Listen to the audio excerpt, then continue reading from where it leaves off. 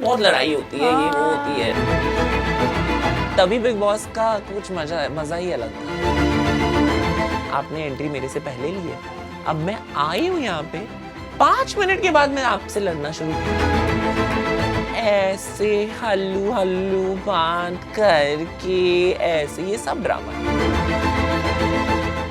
Role model आप इतने लोगों के लिए हो आज, ठीक है, you representing India, yourself and many women out there, many people like you जिसको आप रिप्रेजेंट करते हो। But I want to ask, जब आप स्टार्ट कर रही थी ये जर्नी, तब कोई था आपके लिए? मेरी फैमिली थी। Honestly it was my family that was there.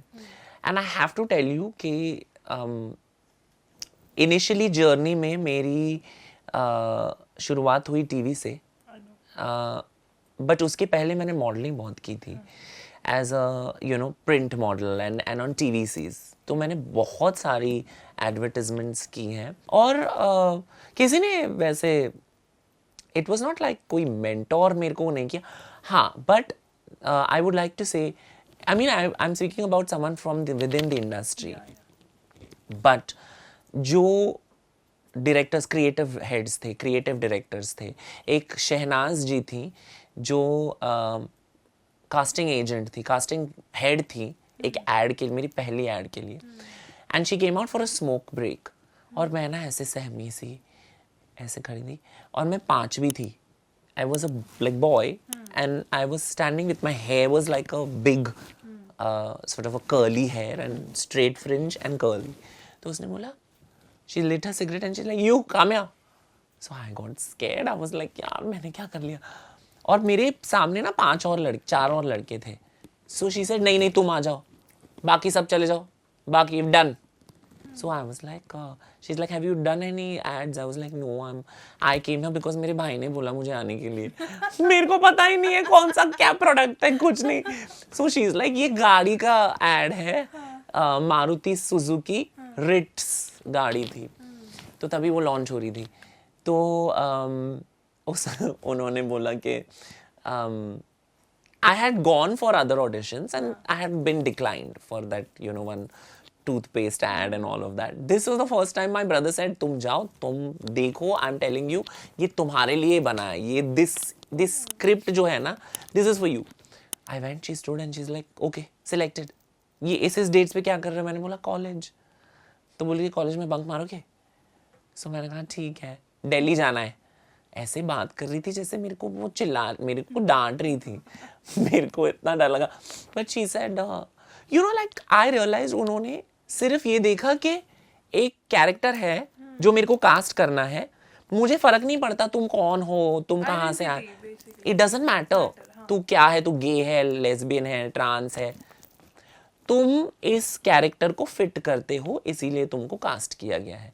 मुझे इतना अच्छा लगा कि this is about how many years, 17 years back, कि एक औरत थी जिन्होंने मेरे को, मेरे लैंगिकता या लिंग को नहीं देखा, उन्होंने मेरी लुक को देखा और उन्होंने वो फिट कर दिया.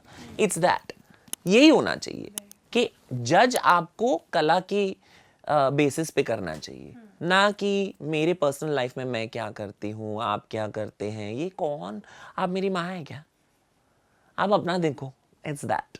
सो then from there I realise that अच्छे लोग हैं, अच्छे लोग हैं. अगर आप अपने आप को अच्छी तरह से पेश करेंगे तो अट्रैक्ट आपको वही होगा. मतलब जो लोग अच्छे लोग हैं वही आपके इर्द गिर्द नजर आएंगे.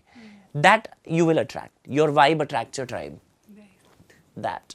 सो उसके बाद then even in my first reality show, जो क्रिएटिव हेड थे, जो डायरेक्टर थे उस बिग स्विच सीजन 3 के, which was hosted by Rohit Shetty, and उसमें